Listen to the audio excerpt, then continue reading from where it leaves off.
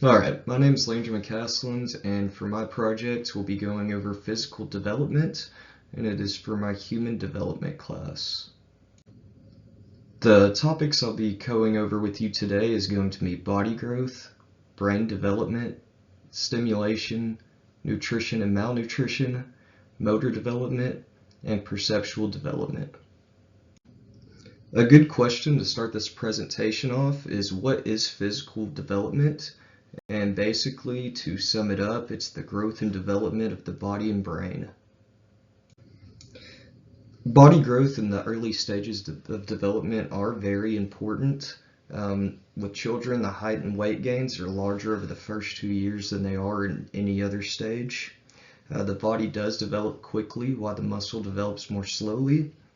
Two different growth phases in this is going to be the cephalocaudal phase, which is when the head grows faster than the lower extremity, and then you'll also see proximodistal, which is when the center of the body, like the chest and torso, grow faster than the outside extremities like the arms and the feet.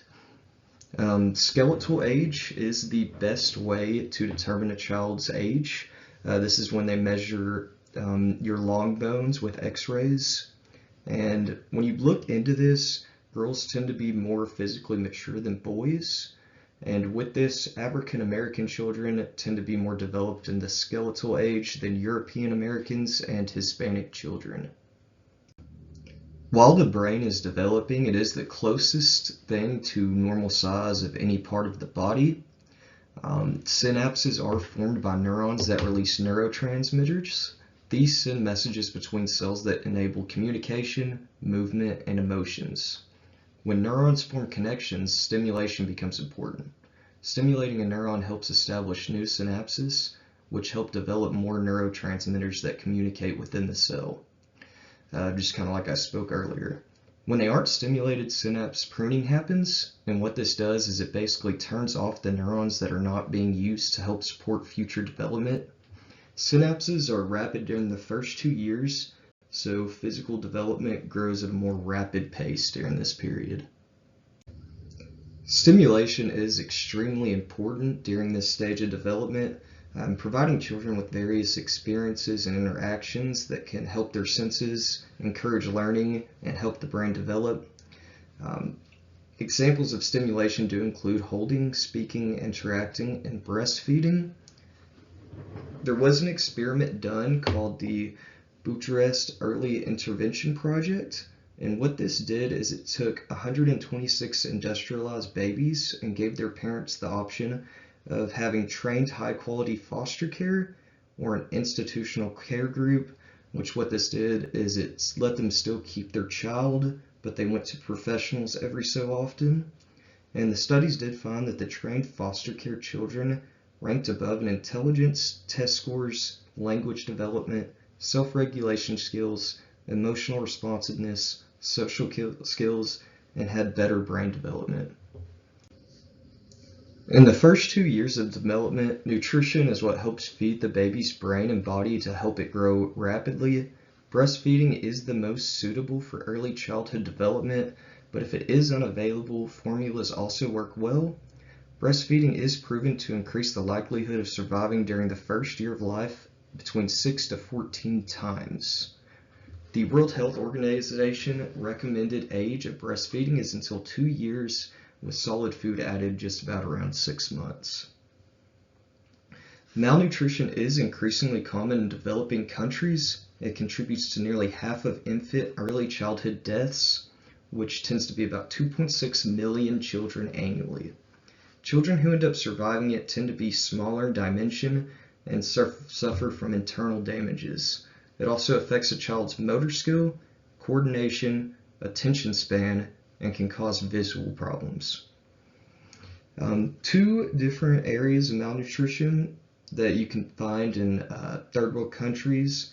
There is marasmus, and it is a wasted condition of the body caused by a diet low in all of the essential nutrients. Usually in about the first year of life, when a baby's mother is too malnourished and cannot produce enough breast milk or can't afford bottle feeding, the baby does become painfully thin, and it is in danger of starving. The other one would be kwashiorkor, and it's caused by an unbalanced diet with very low protein. This disease usually takes place between 1 and 3 years, and it is common in places that you can't really get the protein you need, so they tend to eat a bunch of starchy foods. With this, the body does respond by breaking down its own protein reserves, which can cause hair loss, skin rash, swelling, and fluid retention. Motor development is a big important part of this development. Motor skills are the ability of movements that involve the use of muscles. Gross motor skills involve large muscle movements like walking or running, while fine motor skills involve smaller movements like holding a pencil or buttoning a shirt.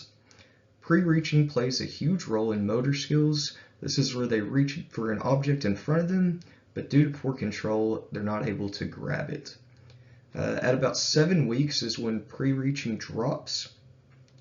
Reaching improves in response time to improvement in vision, and once a child hits about 3 to 4 months, it develops the necessary capabilities to make purposeful movements.